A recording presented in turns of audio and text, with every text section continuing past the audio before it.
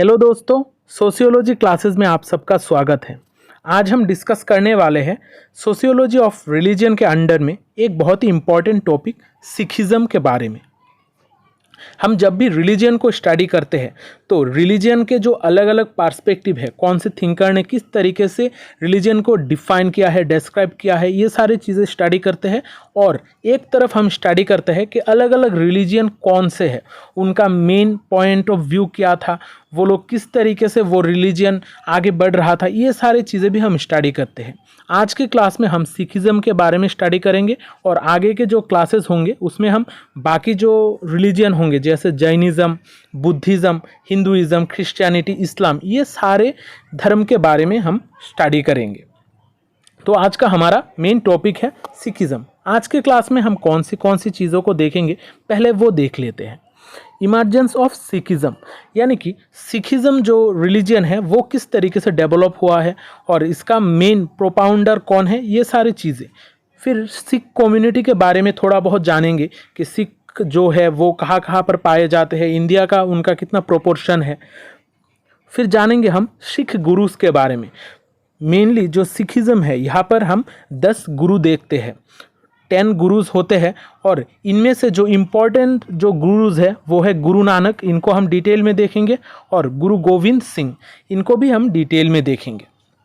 और आखिर में देखेंगे कि सिखिज़म में कौन सी चीज़ें ऐसी है जो हमको फॉलो करने चाहिए और सिखिज़म हमको क्या बताता है इस दुनिया के बारे में और इसको क्यों पालन करना चाहिए, ये सारी चीज़ें भी देखेंगे। तो चलिए आज का क्लास शुरू करते हैं। हम पहले देखते हैं कि हमारा सिखिज़म का इमर्जेंस किस तरीके से हुआ है। सिखिज़म के अगर मैं बात करूं तो ये जो रिलीजन है ये 15th सेंचुरी में पंजाब में स्टार्ट हुआ था। यह ये एक इंडिया के पंजाब से ही ये स्टार्ट हुआ है और इसका जो टीचिंग है, ये पहले जो गुरु थे वो थे गुरु नानक देव जी। गुरु नानक देव जी ने ही इसको पहले स्टार्ट किया था, इस सिख रिलीजियन को। और उसके बाद और 10 सक्सेसिव गुरुज है, 10 गुरुज है इसके रिगार्डिंग, सिखिज़म के रिगार्डिंग। जब हम सिखिज़म की बात करते हैं तो ये किस वजह से फाउंड हुआ था। हमारे इंडिया में आप लोगों को पता ही है कि हिंदुइज़्म के वजह से बहुत सारे कास्ट सिस्टम बढ़ गए थे। ऐसा ही पंजाब में भी हो रहा था और ऑल ओवर इंडिया में भी हो रहा था। तो गुरु नानक देव जी ने उन्होंने सोचा था कि एक ऐसा रिलीजियन बनाया जाए जो इन कास्ट सिस्टम को ना माने। उनका जो लंगर होता है गुरुद्वारे में, वो भी इसका ही एक एग्जाम्पल है कि जो भी लोग होते हैं वो सभी लोग जाकर वहाँ पर लंगर में रहते हैं, वहाँ पर एक साथ खाना खाते हैं। जो भी कास्ट के हो, आप किसी भी धर्म के हो, किसी भी कास्ट के हो, आपको वहाँ पर खाना मिलेगा। मतलब सारे इंसान एक जैसे ही है, उनका ये मानना था। और उन्होंने ये सोचकर ही ये जो सिख रिलीजन है इसको स्टार्ट किया था। सिखिज़म का जो मेन बुक है, मेन रिलीजियस टेक्स्ट है, वो है गुरु ग्रंथ साहिब। गुरु ग्रंथ साहिब को ही वो अपना रिलीजियस टेक्स्ट मानते हैं और इसमें जो भी लिखा हुआ है उसको वो लोग फॉलो करते हैं। इसको आदि ग्रंथ भी कहा जाता है। अब देखते हैं हम सिखिज़म का कॉन्सेप्ट के बारे में। सिखिज़म जो है इसको कहा जाता है fatherhood of God and the brotherhood of man, यानी कि यहाँ पर भगवान को जो पिता के समान माना जाता है और इंसानों को, हर इंसान को, आप किसी भी कास्ट से बिलोंग करते हो, आपको भाई ही माना जाएगा। इसलिए कहा जाता है सिखिज़म में fatherhood of God and the brotherhood of man. ये 5th लार्जेस्ट रिलीजियन है वर्ल्ड में। यहाँ पर जो सारे उनके रिलीजियस फिलोसफी है, रिलीजियस एक्सप्रेशन है, ये सारे चीज़ों के को कॉम्बाइंड करते हुए कहा जाता है इसको गुरुमत, यानी कि गुरु का जो मत है, गुरु ने किस तरीके से चीज़ों को डिस्क्राइब किया है, इसको कहा जाता है गुरुमत। और वो लोग, सिख जो लोग हैं, वो लोग बाह्य गुरु को बहुत ज़्यादा मानते हैं।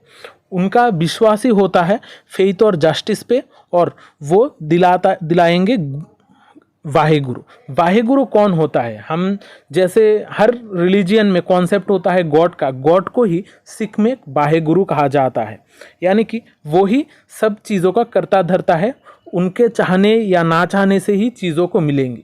लेकिन यहाँ पर एक चीज़ आप लोगों को याद रखना होगा कि जो सिखिज़्म है उसमें मूर्ति पूजा का कोई प्रधान नहीं है, यानी कि वो लोग किसी भी मूर्ति को पूजते नहीं हैं, वो लोग बाहे गुरु को पूजते हैं, वही उनका अल्टीमेट भगवान है। इसलिए उनका जो 10 गुरुज है, 10 गुरुज है, उनको भी वो लोग पूजते नहीं हैं, उनको वो लोग रेस्पेक्ट करते हैं। उनका जो फाइंडिंग्स है, फॉलोइंग्स है, जो सारे स्क्रिप्चर्स लिखे हुए हैं, उन चीज़ों को फॉलो करते हैं, लेकिन पूजते सिर्फ वो लोग वाहे गुरु को ही।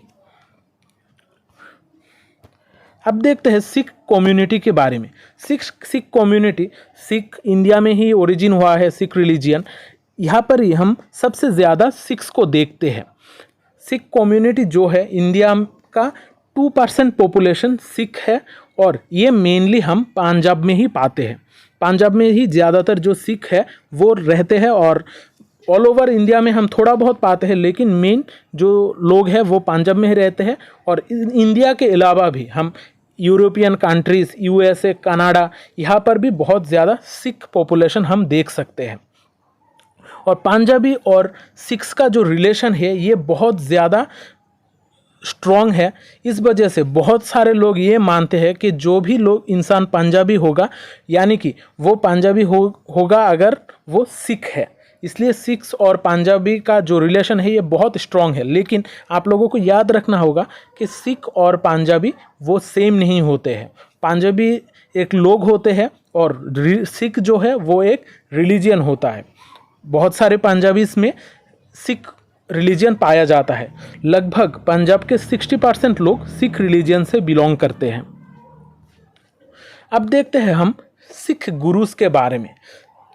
हम 10 सिख गुरुस के बारे में देखते हैं, और ये जो 10 सिख गुरुस है, पहले है गुरु नानक देव जी, और आखिर में जो है गुरु गोविंद सिंह जी।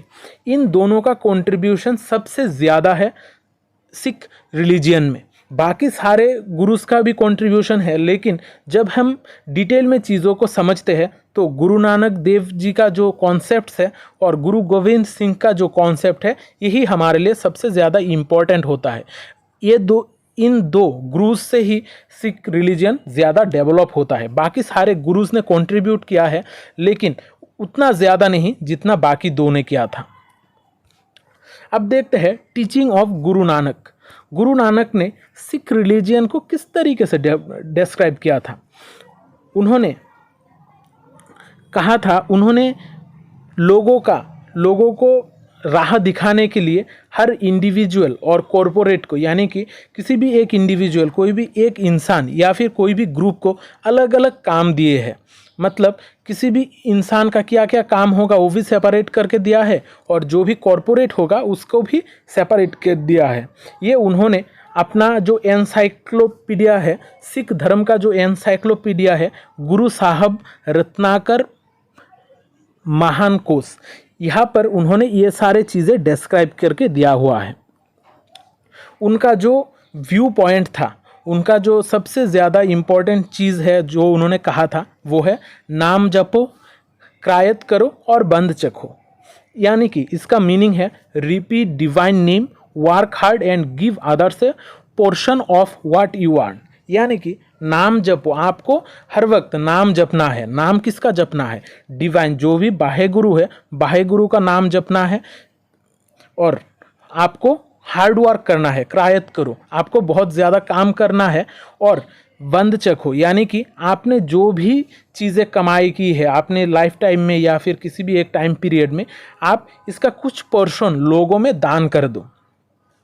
यानी कि आपको भगवान का नाम लेना है और काम करते जाना है, और आपका अर्निंग का कुछ हिस्सा बाकी लोगों में भी बांटना है। यहाँ पर आदि ग्रंथ ने, गुरु नानक देव जी ने 3 इम्पॉर्टेंट और चीज़ के बारे में बताया था। एक है नाम, दूसरा है दान, और तीसरा है इंसान। नाम यानी कि भगवान का नाम हमेशा हमें याद रखना होगा। फिर दान यानी कि हमारा जो भी अर्निंग होता है उसका कुछ प्रोपोर्शन लोगों में बांट देना। और तीसरा होता है इंसान, मतलब अपने आप को इस तरीके से तैयार करो कि आप एक इंसान बनो, यानी कि आपको एक प्योर लिविंग का पथ पालन करना है। आपको कोई भी गलत काम नहीं करना है, आपको हमेशा अच्छा काम ही करना है। इस तरीके से गुरु नानक देव जी ने सिख रिलीजियन को डिस्क्राइब किया था कि हम सिख रिलीजियन के जो भी फॉलोअर्स हैं उनको किस तरीके से चीज़ों को करना चाहिए और वो लोग किस तरीके से उनका रहन सहन होना चाहिए। अब देखते हैं हम गुरु गोविंद सिंह के बारे में। गुरु गोविंद सिंह 10th सिख गुरु थे और उनका जो कंट्रीब्यूशन है वो बहुत ज़्यादा इम्पॉर्टेंट है समझने के लिए सिख रिलीजियन को। आजकल का जो सिख रिलीजियन है उसको समझने के लिए गुरु गोविंद सिंह का जो कंट्रीब्यूशन है वो जानना बहुत इम्पॉर्टेंट है। बाकी जो सिख गुरुस थे वो लोग बहुत सारे काम किए थे सोसाइटी को रिफॉर्म करने के लिए, लेकिन जो अल्टीमेट जो स्टेप्स होते हैं वो गुरु गोविंद सिंह ने ही लिया है। उनका कॉन्सेप्ट था, उन्होंने इंट्रोड्यूस किया था खालसा का कॉन्सेप्ट, यानी कि प्योर वंस। कौन से लोग प्योर होंगे, जो भी सिख में होंगे, सिख्स में भी कौन प्योर होंगे कौन इम्प्योर होगा इसका भी डेफिनेशन दिया हुआ है। जो भी प्योर होगा यानी कि खालसा होगा उनको 5 केस फॉलो करना चाहिए। 5 केस क्या है हम बाद में देखेंगे। उन्होंने अपने मरने से पहले, उनका डेथ 1708 में हुआ था, उन्होंने मरने से पहले कहा था कि उनके बाद जो भी सिख गुरु होंगे वो होगा गुरु ग्रंथ साहिब, यानी कि उनका जो रिलीजियस टेक्स्ट है गुरु ग्रंथ साहिब, उसको ही उन्होंने कहा था कि यही है फ्यूचर गुरु, उनके बाद और कोई गुरु नहीं आएगा। इसके पहले जो भी गुरुज आए थे उन्होंने कहा था कि मेरे बाद और एक कोई गुरु आएगा। इस तरीके से 10 तक गए जो गुरु गोविंद सिंह थे। गुरु गोविंद सिंह ने बताया था कि नहीं, मेरे बाद और कोई गुरु नहीं आएगा, जो भी गुरु होगा वो हमारा धर्म ग्रंथ यानी कि गुरु ग्रंथ साहिब ही होगा। इस वजह से गुरु ग्रंथ साहिब को भी 11th सिख गुरु भी कहा जाता है। इसलिए गुरु ग्रंथ साहिब को सबसे ज़्यादा मान्यता दी जाती है सिख रिलीजियन में।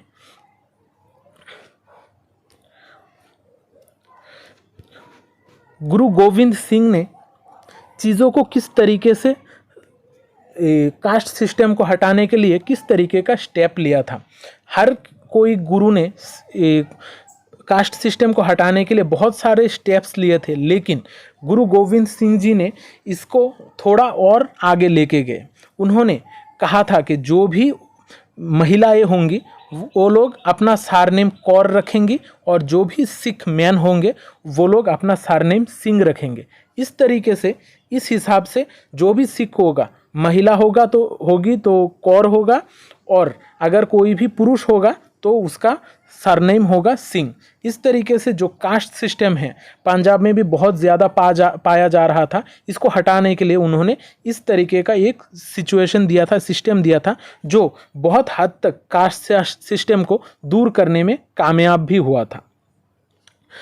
गुरु गोविंद सिंह जो है, उनका जो पिता थे गुरु तेग बहादुर, उन्होंने मुगल्स के हाथों में खुद का जान गंवा दी। और उसके अलावा भी बहुत सारे ऐसे गुरुस थे जिन्होंने लोगों के सामने घुटने टेक दिए या फिर लोगों के सामने आत्मसमर्पण कर दिया और खुद का जान गंवा दी। लेकिन गुरु गोविंद सिंह जी जो थे वो इस तरीके का चीज़ों को बहुत ज़्यादा क्रिटिसाइज़ करते थे। उनका मानना था कि जो भी कावर्ड होगा यानी कि जो भी कापुरुष होगा, भीरू होगा, वो इस तरीके का रिलीजियन हमारा नहीं है। हमारा रिलीजियन कोई कावर्डिक रिलीजियन नहीं है। हमारा रिलीजियन होगा एक आत्मसम्मान का रिलीजियन, जहाँ पर हर कोई अपना सर उठा के जिएगा, किसी के सामने झुकेगा नहीं। और उनसे ही कॉन्सेप्ट आता है कि जो भी सिख्स है वो लोग अपने आप को बहुत स्ट्रॉन्ग करेंगे। उनका एक बहुत बड़ा कहावत है, use of steel in their hands and steel in the soul of the Panth, यानी कि वो लोग अपने हाथ में स्टील उठाएंगे यानी कि तलवार उठाएंगे। जो भी सिख्स होंगे अपने आप को डिफेंड करने के लिए हाथ में तलवार उठाएंगे और अपना जो सोल है यानी कि अंतरात्मा, इसको भी स्टील के जैसा बनाएंगे। और ये स्टील के जैसे बनाते हुए वो लोग भगवान को पूजेंगे। इस तरीके से उन्होंने चीज़ों को डिस्क्राइब किया था। उनके बाद से ही जो भी सिख्स थे वो लोग मेनली अपने हाथ में तलवार लेते हैं और अपने खुद को डिफेंड करने के लिए जी तोड़ मेहनत करते हैं। उनका मेन काम ही है, किसी के आगे झुकना नहीं है। अब देखते हैं 5 केस के बारे में। जो गुरु गोविंद सिंह ने कहा है कि जो 5 केस को फॉलो करना चाहिए, 5 के होता है, इसको फॉलो करने के बाद ही कोई जो सिख होगा वो प्योर होगा। अगर इनको वो फॉलो नहीं करेगा तो वो प्योर सिख नहीं रहेगा। जैसे पहला 5 के है केश, कंघा, कारा, कचेरा, किरपन। केस यानी कि जो भी सिख होगा उसको लंबा बाल रखने होंगे, जो वो काट नहीं सकता। फिर होगा कंघा, वो एक कंघा यूज़ करेगा अपने जो बाल है उसको ठीक करने के लिए, वो वुडन होगा। फिर करा यानी कि एक ब्रेसलेट जो आयरन का या फिर स्टील का तैयार होगा। फिर होगा कचेरा यानी कि कोई भी एक अंडरगारमेंट्स जो अपना बदन को ढकने के लिए यूज़ करेगा। फिर होगा किरपन यानी कि कोई भी एक ऐसा सोर्ड यानी कि कोई अस्त्र जो मेटल का बना हो या फिर उसके सोर्ड के जैसा शेप में हो। इस तरीके से अगर ये 5 केस कोई फॉलो करेगा तभी वो सिख कहलाएगा, नहीं तो वो सिख नहीं होगा। अब देखते हैं हम सिखिज़्म का कुछ हाइलाइट्स, यानी कि सिखिज़्म में कौन सी चीज़ों को अच्छा माना गया है और कौन सी चीज़ें हमें फॉलो करनी चाहिए। सिखिज़्म एक प्रैक्टिकल रिलीजियन है, यानी कि ये जो प्रैक्टिकल प्रॉब्लम है, हमारा कास्ट सिस्टम का जो प्रैक्टिकल प्रॉब्लम है, इसको दूर करने के लिए ये रिलीजन तैयार हुआ था। ये एक प्रैक्टिकल रिलीजन है। ये एडप्ट करता है अपने आप को, खुद को, कि हम सिचुएशन के हिसाब से किस तरीके से चेंज हो सकते हैं। ये कोई भी ब्लाइंड फेथ या फिर बिलीफ में विश्वास नहीं रखता, कोई भी ब्लाइंडली चीज़ों को समझता नहीं है। ये अपने आप को प्रैक्टिकली रखते हुए चीज़ों को समझता है।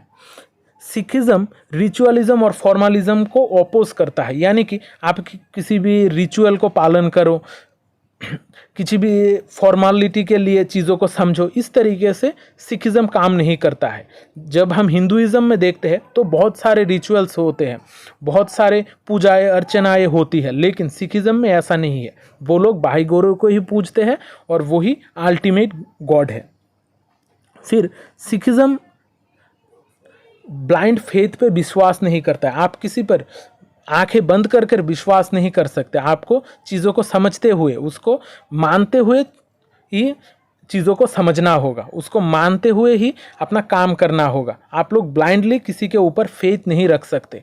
अगर आपको बदले में कुछ मिल रहा है तभी आप उसके ऊपर फेथ बनाए रख सकते हो।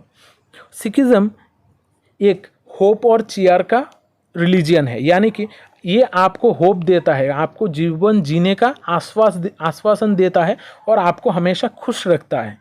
और ये एक डेमोक्रेटिक रिलीजियन है जहाँ पर हर किसी का समान हक होता है। ये कास्ट सिस्टम जैसा नहीं होता है, यहाँ पर हर किसी को समान अधिकार मिलता है।